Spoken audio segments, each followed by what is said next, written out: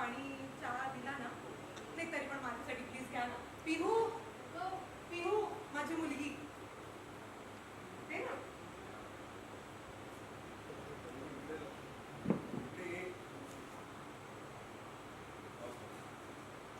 अविनाश पाटील आला तुम्ही आमच्याकडे पाणी देणार आहे सर.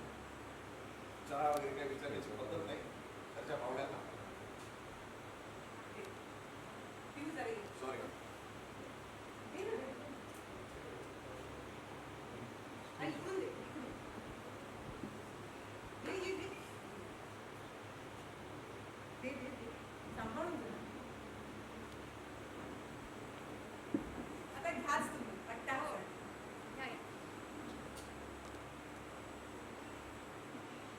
खाली ठेवला तरी चालेल. दे ना.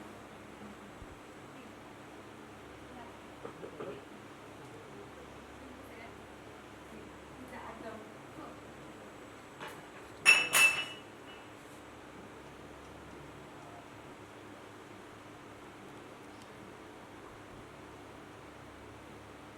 थोडा आणि थोडा संस्कार केले त्यांच्यावर. या लोकांसमोर काय दिसतंय?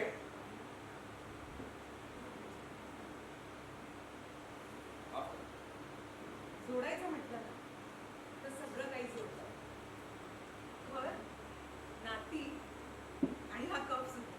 त्यामुळे काळजी करू नका, मी जोडेन. आली मोठी जोडणारी. नुकसान कोणाचं झालं? माझ्या मुलाचं. पैसे कमवतो कोण? माझा मुलगा. घर चालवतो कोण? माझा मुलगा. आणि हे जोडायला आली. आई कमवतात हेच, पण त्यातून थोडंसं जमवते मी. कारण संसार म्हटलं ना की ऍडजस्टमेंट, आणि ऍडजस्टमेंटमुळे हा संसार सुखाचा हो की नाही? होतो की नाही सुखाचा?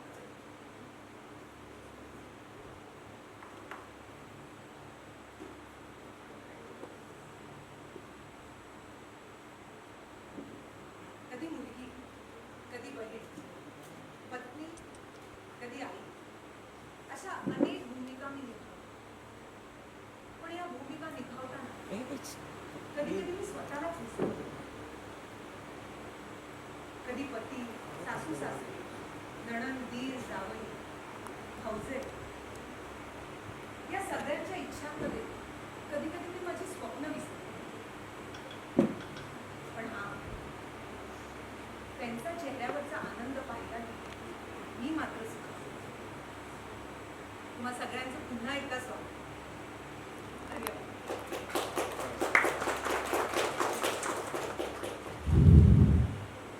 वा, खरंच जरा टाळ्या जोरदार झाल्या पाहिजे, जोरदार. कारण असं वाटत होतं की खरंच आपण या घरात आहोत आणि हे सगळे पात्र खास या घराच्या माध्यमातून तुमच्या मनापर्यंत पोहोचतात. खरं टाळ्या जोरदार जोरदार. अगदी मनापासून धन्यवाद आणि आपल्या सर्वांचंच या सन मराठी परिवारात पुन्हा एकदा मनपूर्वक स्वागत. खरं तर ही कथा आहे अशा गृहिणीची, आईची, बायकोची, जी नाते जपूनही स्वतःचं अस्तित्व शोधण्याची, म्हणजेच अनुप्रियाची, जी नवऱ्यावर जीवापाड प्रेम करते, मुलांचं संगोपन अगदी चोख करून घरही आपुलकीने आणि जबाबदारीने सांभाळते. ही अनुप्रिया संवेदनशील, नम्र आणि तिच्या काळजीवाहू स्वभावामुळे अविनाशसोबत तिने प्रेमविवाह केला. मजबूत कौटुंबिक संबंधामुळे कठोर असला तरीही आई आणि कुटुंबासाठी नेहमी तत्पर असणारा अविनाश. कितीही संकट आली तरीही ठरवलं तर सगळं काही जोडता येतं. मग ती नाती असू, प्रेम असू किंवा संसारासाठी ॲडजस्टमेंट करते. कारण नात्यात कॉम्प्रोमाइज नाही तर ॲडजस्टमेंट असतं तरच संसार सुखाचा होतो, असं त्यांचं म्हणणं आहे. पण या सगळ्यात तिची मुलगी पिहू मात्र आपल्या आईच्या स्वप्नासाठी नेहमीच मोठा आधार बनून उभी असते. अशी सुंदर कथा मी संसार माझा रेखीते येत्या 1 डिसेंबरपासून सन मराठी वाहिनीवर आपल्याला पाहायला मिळणार आहे. आणि माझ्या मते आपल्याला सर्वांनीच प्रोमो पाहिला असेलच, जो आज सोशल मीडियाच्या माध्यमातून प्रचंड व्हायरल होतोय, प्रचंड प्रेक्षकांचं त्याला प्रेम मिळतंय. तर आजही या सुंदर सोहळ्यामध्ये सुरुवात आपण करणार आहोत या प्रोमोने. चला तर पाहूयात या मालिकेचा प्रोमो. सगळ्यांना प्रोमो आवडला असेलच, किंबहुना आवडणारच, कारण की अवघ्या महाराष्ट्रामध्ये हा व्हिडिओ इतका व्हायरल होतोय की बऱ्याच प्रेक्षकांचं प्रेम या व्हिडिओच्या माध्यमातून कलावंतांवर आणि मालिकेवर होणारच आहे. परंतु पहा ना, किती सुंदर कथा आहे, एका स्त्रीची कथा. ती स्त्री किती भूमिका निभावते. पण ही कथा आपल्याला पाहायला मिळणार आहेच 1 डिसेंबरपासून. परंतु कथा जेवढी महत्त्वाची असते तेवढेच महत्त्वाचं म्हणजे त्या मालिकेचं टायटल सॉन्ग. चला तर मग आज पहिल्यांदाच आपण सगळेच ऐकूया त्या मालिकेचं टायटल सॉन्ग. एकच मिनिट. त्याआधी आमचे दिग्दर्शक आलेले आहेत रवी करमरकर, तर त्यांना पण मी इकडे बोलावते. म्हणजे ते रवी सर, एकदा जरा टाळ्या जोरदार. सगळे जोरदार. चला तर मग सर्वांच्या समक्ष पाहूयात या मालिकेचा टायटल ट्रॅकसाठी टायटल सॉन्ग झाले. हे टायटल सॉन्ग सुद्धा प्रत्येकाच्या काळजात नक्कीच उतरणार आहे, कारण की इतका सुंदर प्रत्येकाच्या भावना त्यामध्ये दडलेल्या आहेत आणि आपल्याला ऐकताना जाणवलं असेलच. परंतु आता मात्र आपल्या कलावंतांना सुद्धा बोलूयात. सर्व कुटुंबाची काळजी घेणारी, जी कोणतीच अपेक्षा न ठेवता नात्यांना जपणारी मायाळू अशी अनुप्रिया, म्हणजेच अनुप्रिया ही भूमिका ज्या साकारतायत त्या अभिनेत्री दीप्ती केतकर यांना विनंती करतो आपण मंचावर यायचं. त्यानंतर हुकुमशाही प्रवृत्तीचा, स्वार्थी आणि प्रत्येक चुकांसाठी अनुप्रियाला जबाबदार धरणारा अविनाश, म्हणजे आपल्या सर्वांचा लाडका अभिनेता हरीश दुधाडे यांना विनंती करतो आपण मंचावर यायचं आहे. आईच्या पंखांना बळ देणारी, तिच्या पाठीशी खंबीरपणे उभे असणारी पिहू, म्हणजेच आपली आभा बोडस यांनाही विनंती आहे आपण मंचावर यायचं आहे. स्वभावाने लालची, स्वतःच्या मुलाला मुठीत ठेवणारी, अनुप्रियाचा नेहमी तिरस्कार करणारी दुर्गाबाई, म्हणजेच ही भूमिका साकारणारी अभिनेत्री संजीवनी जाधव. एकदा टाळ्या जोरदार. हे सगळे कलाकार अभिनयाच्या कौशल्याने आपल्या मनापर्यंत पोहोचतात, पण त्यांचे संवाद मात्र जास्त महत्त्वाचे असतात, कारण हे संवाद लेखनाच्या काळजातून मालिकेत उतरतात. आणि या मालिकेत प्रत्येक स्त्रीसाठी आपल्याला बरंच काही पाहायला मिळणार आहे, अनुभवायला मिळणार आहे. आणि ही कथा ज्यांनी खऱ्या अर्थानं आपल्या लेखणीतून साकारली अशा या मालिकेच्या लेखिका रोहिणीताई इनावे. एकदा टाळ्या जोरदार होऊन जाऊ. आणि त्यासोबत या सुंदर मालिकेचे दिग्दर्शक रवी करमरकर सर, आपल्याला सुद्धा विनंती आहे आपण मंचावर यायचं आहे. एकदा या सर्व अर्थातच या कुटुंबासाठी जरा टाळ्या जोरदार. आपल्या सर्वांना विनंती आहे आपण विराजमान होऊया. आणि खास आपल्यासोबत या मालिकेबद्दल काही गोष्टी जाणून घ्यायला आम्हालाही आवडेल, आपल्याला सुद्धा आवडणार आहे. त्यामुळे लगेच आपण पुढच्या सेक्शनकडे होऊयात. काही प्रश्न विचारणार आहे या मालिकेबद्दल. सगळ्यात पहिला प्रश्न आहे माझा रोहिणीताई तुमच्याकडे. आजच्या या काळात हा विषय असा का निवडावा असं वाटला? सगळ्यांना नमस्कार. गेली जवळजवळ 30 वर्ष मी स्त्री केंद्रित मालिका लिहित आले आहेत. आणि आणखी एक मालिका अशी मी अशा दृष्टीने मी कधीच कुठल्या मालिकेकडे बघितलं नाही. प्रत्येक मालिकेमध्ये काहीतरी वेगळं द्यायचा प्रयत्न केला आहे. आता आजच्या काळात म्हटलं तर कालचीच गोष्ट आणि कालचीच बातमी आहे की त्या डेंटिस्ट मुलीने आत्महत्या केली. तर मला सांगा की आज ही कालबाह्य गोष्ट आहे का? वैष्णवी हगवण्याचं सुद्धा उदाहरण आपल्यासमोर आहे. आणि तुम्हाला मी सांगू इच्छिते की आमचा एक ग्रुप आहे, जवळजवळ 2 लाख बायका त्या ग्रुपवर आहेत. त्यामध्ये त्या बायकांचे प्रश्न वाचून मला खरोखरच असं वाटलं की काळ बदलला आहे का? स्त्रीला स्वतःची जाणीव झाली आहे का? की सहन करत राहणं हीच आपली नियती आहे असं आजही स्त्रियांना वाटतं का? तर अशा या स्त्रियांना, कारण एक मुलगी आहे ती MBBS गोल्ड मेडलिस्ट आहे, तरी सासू सासऱ्यांचं वागणं, नवऱ्याचं विचित्र वागणं हे सगळं ती सहन करते. तर या सगळ्या स्त्रियांमध्ये आत्मभान जागं करणं, त्यांना शिकवणं की रोज एक नेम कर, स्वतःवर प्रेम कर, हे शिकवण्यासाठी, हे सांगण्यासाठी म्हणून ही कथा मी लिहिलेली आहे. आणि मला असं वाटतं की प्रत्येक स्त्रीला काही ना काही यातनं घेता येईल, शिकता येईल. नक्कीच. धन्यवाद. अनुप्रिया म्हणजेच दीप्ती यांच्यासाठी. रोजच्या भूमिकेतली दीप्ती आणि मालिकेच्या भूमिकेत अनु, तर या दोन्ही भूमिकेशी तुम्ही कसं रिलेट करता? वेगळी नाहीच आहे मी, तशीच आहे. म्हणजे घरी पण अशीच आहे मी. आणि अनुप्रिया आणि दीप्ती या सारख्या आहेत. म्हणून जेव्हा मला ही कथा ऐकवली गेली मला खूपच आवडली. फक्त फरक हा आहे की माझी फॅमिली, माझं कुटुंब हे मला खूप सपोर्ट करतं. माझं आणि माझ्या सासूबाईंचं म्हणजे टचवूड पण खूपच छान नातं आहे. आणि तेच माझ्या नवऱ्याबरोबरही होती की तो खूप सपोर्टिव्ह आहे, मुलगी पण सपोर्टिव्ह आहे. इकडे फक्त तो फरक आहे. पण काय ना, मालिका म्हटलं प्रेक्षकांपर्यंत ते आपल्याला पोचवायचं असतं. ती तो डेली सोप आहे, तर काहीतरी त्यात एक वेगळेपणा किंवा सेमच गोष्ट वेगळ्या पद्धतीने सांगणं हे गरजेचं असतंच, थोडं ड्रमॅटिक जास्त असतं. तर हाच फक्त फरक आहे. सीन करताना मला खरंच तुम्हाला सांगायचं की मला असं वाटतं की ही मीच आहे आणि जे काही चेहऱ्यावर हावभाव येतात किंवा जे एक्सप्रेशन येतात ते तसेच येतात, दीप्ती म्हणूनच येतात. कारण मी रिलेट करते आणि माझी मालिका आहे म्हणून मी म्हणत नाही आहे, पण प्रत्येक स्त्री, प्रत्येक लग्न झालेली स्त्री रिलेट करेल किंवा एखादी मुलगी रिलेट करेल की अरे माझ्या आईच्या बाबतीत पण कुठेतरी असंच होत असेल. फक्त त्याचे काय म्हणतात त्याच्यावरचं ते दडपण जास्त असू शकतं किंवा कमी असू शकतं, पण सेमच आहोत आम्ही तसं वगैरे. आणि नक्कीच आणि मालिका सुद्धा आपली थोडी वेगळीच असणार आहे, त्यामुळे आवर्जून पाहायला सगळेच आतुरतेने वाट पाहत आहे. धन्यवाद. पुढचा प्रश्न आहे अविनाश म्हणजे हरिजदा यांना. ह्या भूमिकेला वेगवेगळ्या छटा आहेत, पण ही भूमिका साकारण्यामागचं नेमकं कारण काय? पहिली गोष्ट, ही भूमिका मी स्वतःची अजिबात रिलेट करत नाही. त्याचं कारण आहे की स्लाइटली निगेटिव्ह आणि ग्रे शेड असलेली ही भूमिका आहे. नट म्हणून मला कायमच स्वतःला त्रासात आणि प्रॉब्लेममध्ये टाकायला आवडत आहे. जसं आजही मी स्वतःला एका प्रॉब्लेममध्ये टाकले आणि आय एम ट्राईंग की हे पात्र अजून किती चांगल्या पद्धतीनं वठवता येईल. आता माणूस म्हणून सांगायचं झालं तर जसं ताई आत्ता म्हणाल्या की समाजामध्ये खरंच असे पुरुष आजही आहेत ज्यांना ह्या गोष्टी करायला आवडतं. म्हणजे एका वाक्यात सांगायचं झालं तर एक थोबाडीत मारली तर काय बिघडतं, हा माइंडसेट आजही आपल्या समाजामध्ये आहे. सो कुठेतरी हे चुकीचं आहे, पण हे समाजाला आरसा दाखवणारं पात्र आहे. त्यामुळे हे साकारताना त्याची खूप थिनलाईन मी मेंटेन करण्याचा प्रयत्न करतोय रवी सरांच्या सोबतीनं. आणि दुसरी त्या पात्राची बाजू अशी आहे की परिस्थितीमुळे प्रचंड चचलेली माणसं असतात, त्यांच्या शोल्डरवर त्यांचं जे काही ओझं असतं, यामुळे अनेकदा समोरच्या माणसाला त्यांचं वागणं खटकतं, पण त्यांच्या पॉईंट ऑफ व्ह्यूने किंवा त्यांच्या मनात जाऊन जर तुम्ही विचार केला तर ते जस्टिफाय झालेलं असतं. अर्थात हिच्याबरोबरचं वागणं जस्टिफिकेशन नाही आहे, पण तरी अविनाश म्हणून मी माझ्या पात्राची बाजू घेणार. तर त्याचं जे चचलेपण आहे, त्याच्या आयुष्यात त्याच्या खांद्यावर ज्या जबाबदाऱ्या तो वाहतो, ही एक ह्या दोन्ही गोष्टी सांभाळणं तारेवरची कसरत आहे माझ्यासाठी. पण असे उत्तम सहकलाकार, उत्तम लेखक आणि उत्तम दिग्दर्शक, उत्तम प्रोडक्शन हाऊस आणि सुपरहिट चॅनल यांच्या मदतीनं मी हे आव्हान पेलतो. वा वा. आणि खरं तर माझं टीमवर्क फार महत्त्वाचं असतं. एकाची भूमिका फक्त महत्त्वाची नाही, तर प्रत्येकाच्या भूमिकेतून ते सगळे पात्र एकत्र येऊन एक छान मालिका आपल्या समोर येते.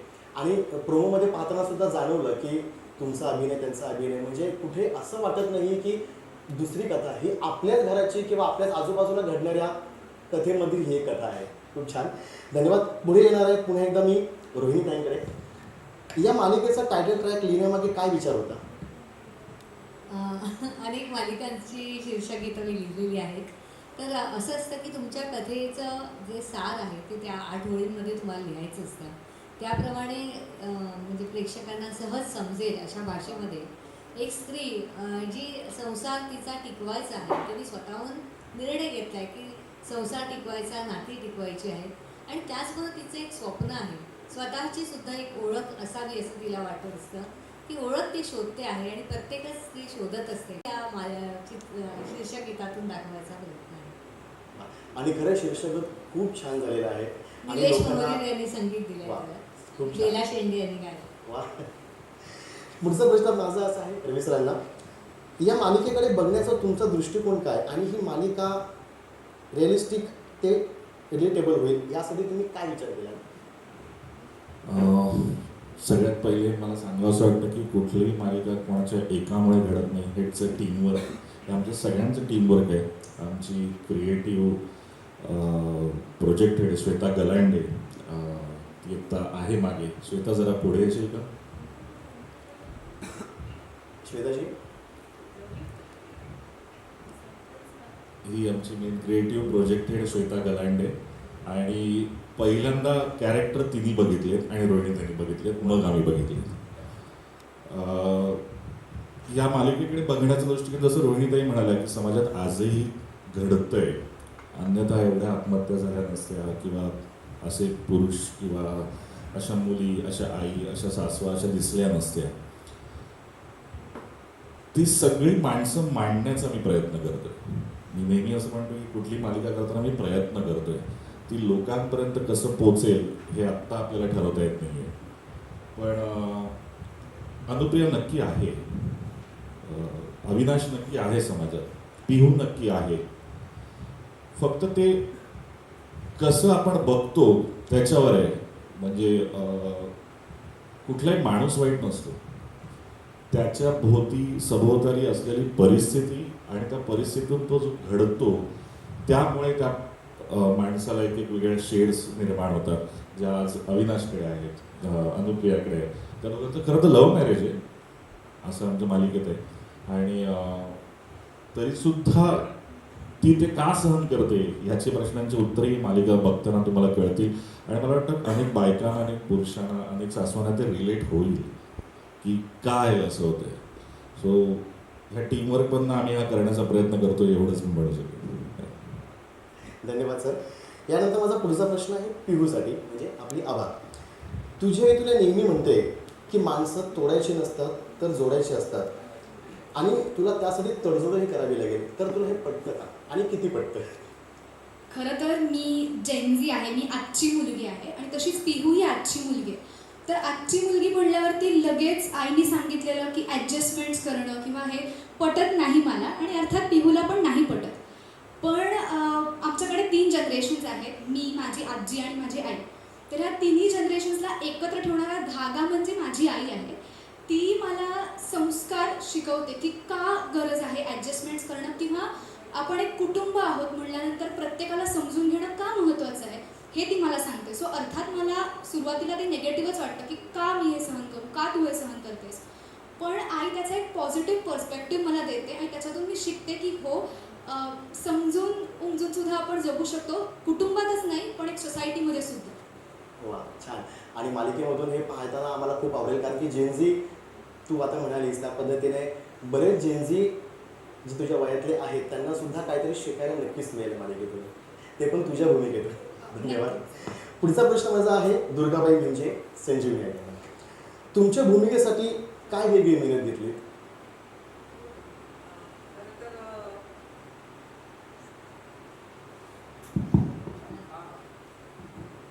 हॅलो. खरं तर ही भूमिका जरा वेगळी आहे. मी आतापर्यंत खूप भूमिका केल्यात, वेगवेगळ्या छटा असणाऱ्या वगैरे, पण ह्या मालिकेतली भूमिका करताना एक मला वेगळी कोणतरी दुर्गाबाई दिसते. म्हणजे समाजात सासवा आहेत काही काही ठिकाणी, आणि ती वाईट नाही आहे, पण ती परिस्थितीमुळे म्हणजे थोडं तिला श्रीमंत सुना वगैरे हव्या असतात. आणि ती म्हणजे टी व्हीचे शो बघून बघून ती अशी झालेली, क्राईमचे शो बघून बघून तिच्या डोक्यात ते परिणाम झाले की सुना काहीतरी मला विष घालून मारतील किंवा काय करतील, म्हणून तिला आपल्या हातातच ठेवली पाहिजे. आणि मुलांवर ते प्रचंड प्रेम असल्यामुळे तिला असं वाटतं की आपला मुलगा आपल्यापासून दूर जाईल. कारण आजकाल तुम्ही बघताच आहात की लग्न झाले की मुलं दूरच होतात, सगळे सासू आणि सासरा तिथेच घरी सोडून वेगळे राहायला जातात. म्हणून तिचं असं सारखी भीती मनात असते की मुलाने माझ्यापासून दूर जाऊ नये, म्हणजे सुनेच्या आहारी जाऊ नये, तो माझ्याच बरोबर राहायला पाहिजे, एकत्र राहायला पाहिजे.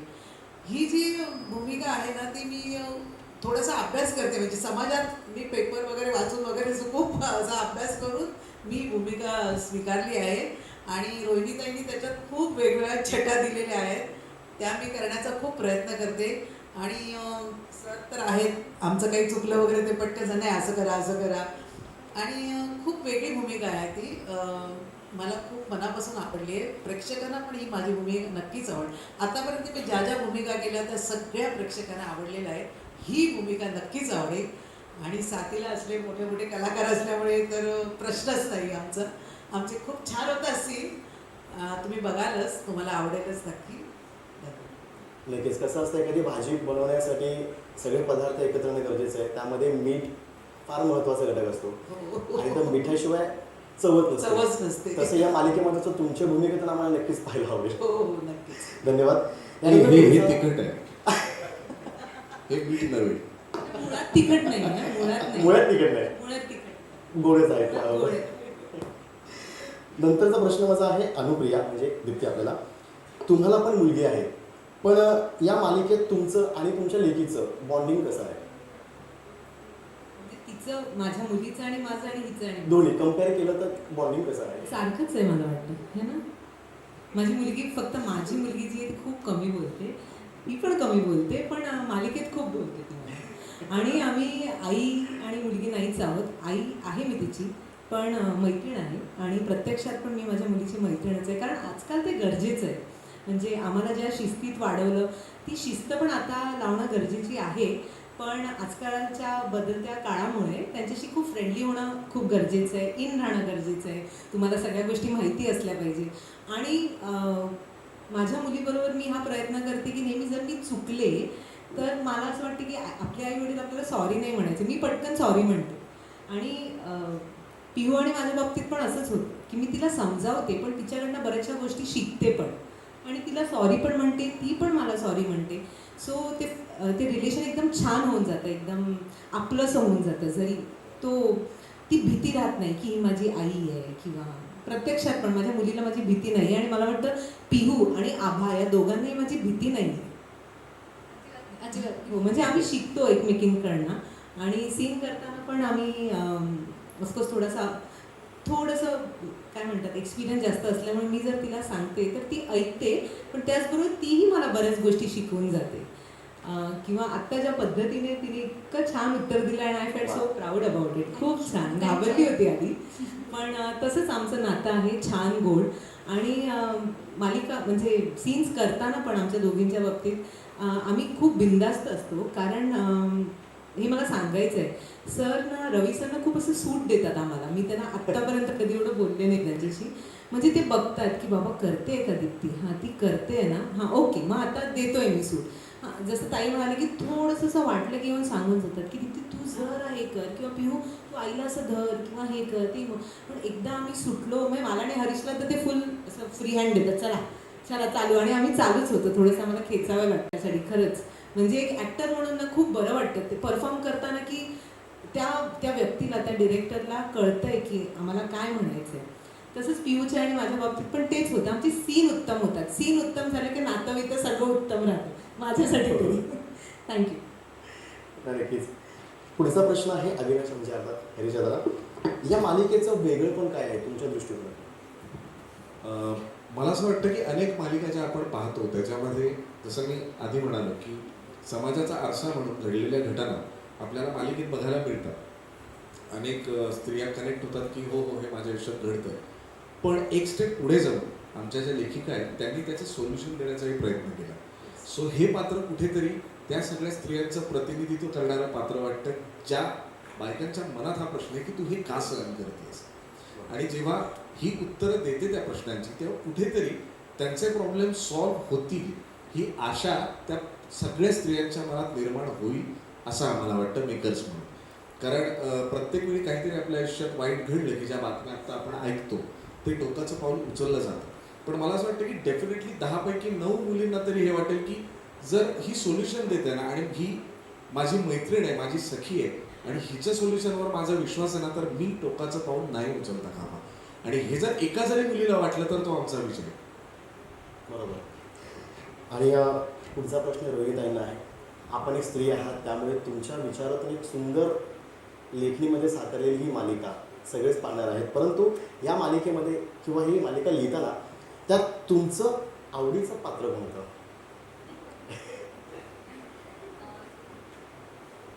हॅलो, ऐकू येतं ना?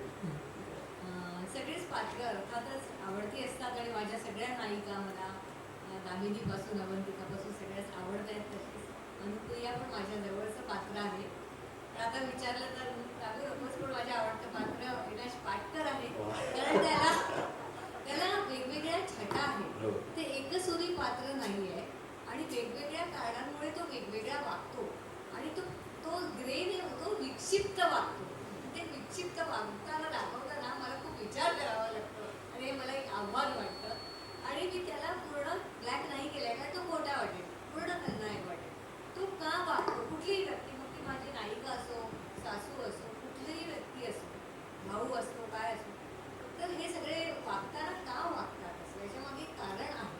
उभाचच नाही केलं, तेव्हा हे सगळं करताना हे कॅरेक्टर रंगवताना मला विशेष आव्हान वाटतं. वा, आणि ते दिसतं सुद्धा सुंदर. बरं अनुप्रिया म्हणजे तुम्ही आपल्या मीडियासाठी काहीतरी एक सरप्राईज प्लॅन केलं असं ऐकलं मी, पण ते काय आहे ते आम्हाला पण जाणून घ्यायला आवडेल. हो हो, एक एक ॲक्टिव्हिटी आहे. ओके. तर जी आपल्याला करायची आहे ते आहे का. सो काय ना, आता सोशल मीडियामुळे मी फार लांब असते सोशल मीडियापासून, पण ते काळाची गरज आहे आणि आमच्या काय म्हणतात इंडस्ट्रीची गरज आहे. ॲज ॲक्टर म्हणून ते गरजेचं आहे. आपण ना आपल्या आईचं म्हणजे आपल्या आयुष्यात असलेली कुठलीही स्त्री, मग ती आई असो, ती बहीण असो, ती बायको असो, ती कलीग असो, मैत्रीण असो, सगळ्यांना कोणाचा बर्थडे असला की आपण आजकाल फोन नाही करत, किंवा फोन केला आय थिंक खूप कमी लोक फोन करतात, मेसेज करतात.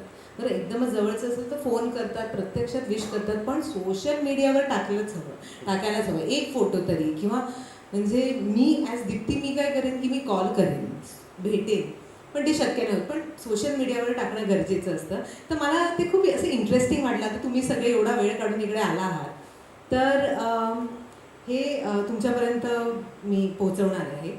आणि तुम्ही सगळ्यांनी तुमच्या आयुष्यातली एकदम जवळची स्त्री कोणीही असू शकते, ती तुमची गर्लफ्रेंड असू शकते, तुमची कलीग असू शकते, तुमची मैत्रीण, आई, बायको, काकी, मामी, जी तुमच्या जवळची आहे, किंवा आत्ता या क्षणी तुम्हाला तिला काहीतरी सांगायचं, मग कदाचित मीही असू शकेन.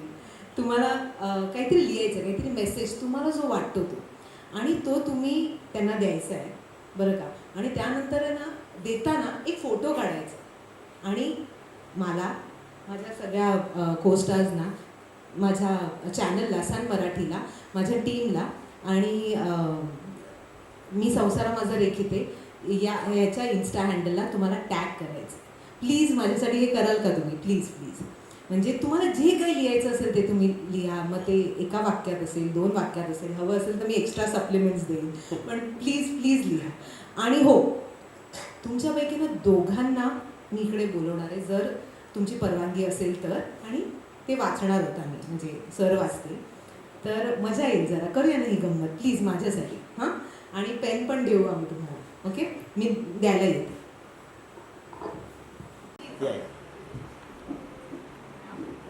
माझं नाव विनय पवार, सगळं प्रीमियरमध्ये.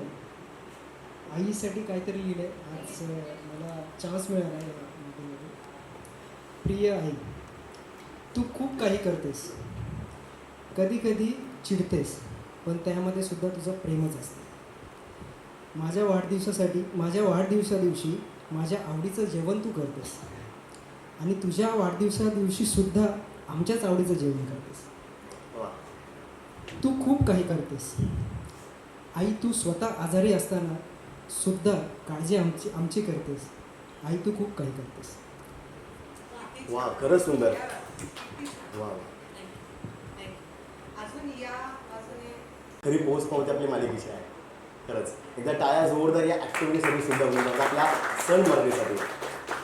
छान वाटतं. बरं, सगळे एन्जॉय करतात ना, कारण की वेगळा प्रकार आपण आज पाहिला, अनुभवलात. असं प्रत्येक ठिकाणी होत नसावं माझ्या माहितीप्रमाणे, पण सगळे एन्जॉय करतायत. एकच वाक्य फक्त सांगतो, आयुष्यभर डोक्यात फिट करून ठेवा. तुमच्या आयुष्यातला एन्जॉयचा ग्राफ हवा, कारण की आम्ही तुमच्यासाठी एन्जॉय करण्यासाठीच आम्ही इथे बसलेलो आहोत. आम्ही मालिका पोहोचवतोय. तुमच्या आयुष्यातला एन्जॉयचा ग्राफ वाढवा, म्हणजे तुम्हाला भविष्यात कधी एन्जॉयग्राफी करावी लागणार नाही. असे हसत राहा, खेळत राहा, आणि आपल्या मालिकेवर आवर्जून प्रेम करत राहा. आणि अजून एक सांगायचं आहे की प्लीज प्लीज हे पोस्ट करा. हो, कसंही पोस्ट करा. तुम्ही कुठल्याही ह्याच्यात कुठल्याही म्हणजे आईलाच सांगू नका जाऊन कपडे बदलले नाही, किंवा बायकोला सांगू नका, किंवा सासूला सांगू नका कपडे बदलले, जे काही असेल प्लीज पोस्ट करा, कारण खूपच टचिंग आहे सगळं, आणि आम्हाला हे प्रेक्षकांपर्यंत पोहोचवायचं. अगदी. थँक्यू. जे तुम्ही अनुभवलं ते सगळ्यांना अनुभव घेऊन द्या. धन्यवाद. यानंतर मी आता तुमच्याकडे तुम्ही विनंती करतो आपल्या सर्वांना की तुमचेही काय प्रश्न असतील तर आपण त्यांना विचारू शकता.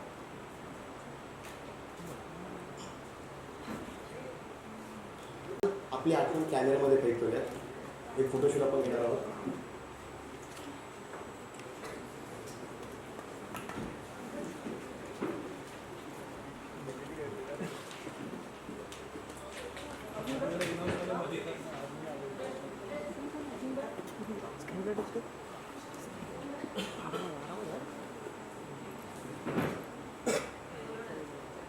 एक फोटो.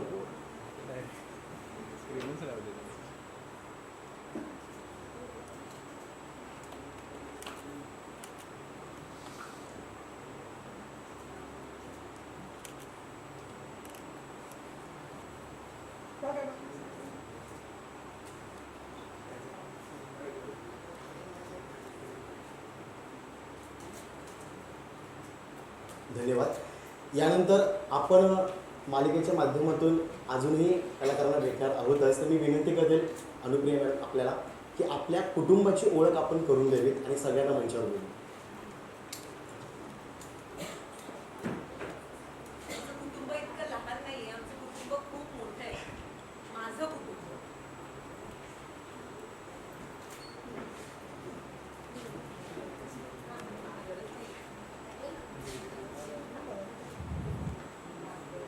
हॅलो.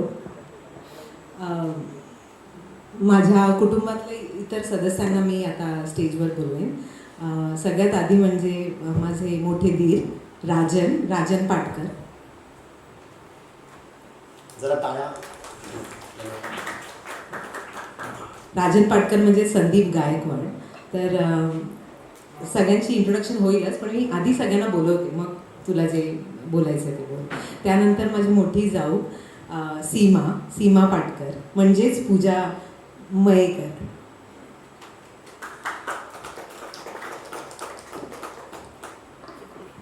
आणि मग माझी नणंद म्हणजे रेवती पाटकर, प्रणिता.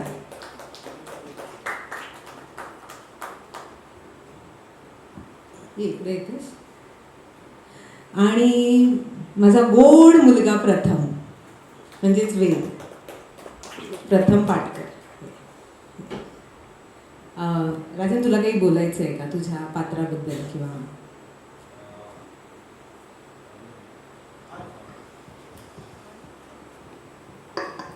हॅलो. नमस्कार, मी संदीप गायकवाड. मुळामध्ये मी रविदादा, रोहिणीताई आणि ओव्हरऑल यातल्या बऱ्याच लोकांबरोबर कामं केलेली आहेत आणि ही खूप उत्कृष्ट टीम आहे. यांच्याबरोबर काम करायला मला संधी मिळाली, हे माझं मी भाग्य समजतो. ह्या कॅरेक्टरविषयी सांगायचं झालं तर हा घरातला मोठा मुलगा आहे. करिअरमध्ये खूप काही यशस्वी जरी नसला तरी सत्याची साथ देणारा हा मुलगा आहे.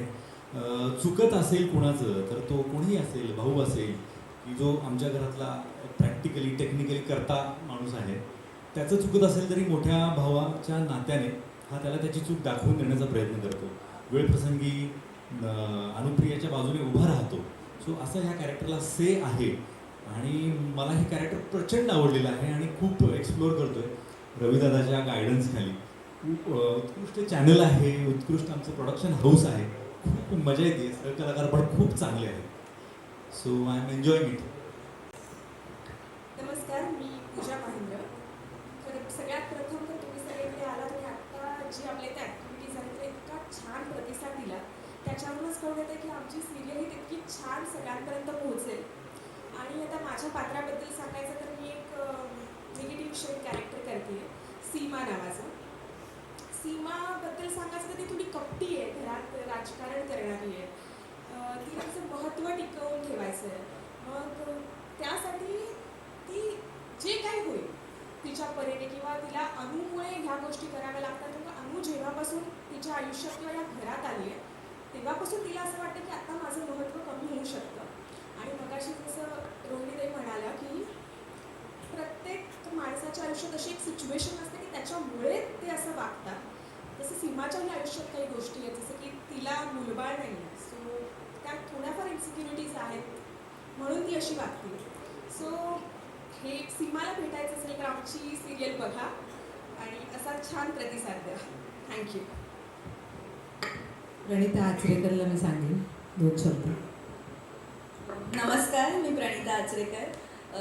सगळ्यात आधी थँक्यू सो मच तुम्ही इथे आलात. आणि मला म्हणजे मी रेवती कॅरेक्टर हे करते आणि ती खूप स्वार्थी आहे. तिला काही घेणं देणंच नाही आहे घरात काय होतं आहे काय नाही. तिला फक्त पैसा कमवायचा आहे, तिला श्रीमंत नवरा हवा आहे, ती फक्त त्या शोधात आहे. तो तुम्हालाही जमलं तर तुम्ही पण प्लीज माझ्यासाठी श्रीमंत नवरा शोधा, बाकी काहीच नाही. Thank you so much. हाय, माझं नाव रोहित आंबरे आणि मी प्रथमचा कॅरेक्टर प्ले करतो आहे. तर प्रथम हा आजी आणि बाबांकडनं खूप लाडवलेला मुलगा आहे आणि आईचा तेवढा रिस्पेक्ट तो करत नाही. म्हणजे आईबद्दल वाईट विचार नाही आहेत, पण आईबद्दल रिस्पेक्ट नाही. ती काम करते तर करते आणि आजीने खूप लाडवून ठेवलं आहे. आजीचा खूप लाडका आहे मी, असं कॅरेक्टर आहे. वंशाचा दिवा आहे. हो, मी आजीचा वंशाचा दिवा आहे. वा, इतकं सुंदर कुटुंब आहे, तर मला असं वाटतं हा क्षण आपण कॅमेऱ्यात नक्कीच कैद करूयात.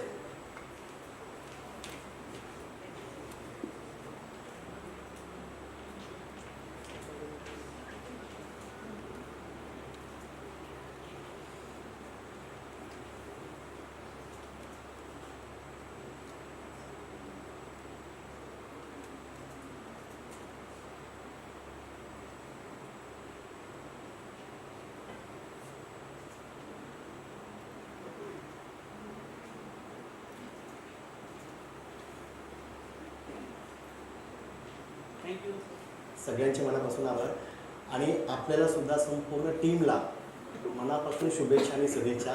मी विनंती करतो आपण सगळ्यांनी खाली उतरून फक्त अनुप्रिया आणि अविनाश आपण फक्त वर थांबूया, बाकी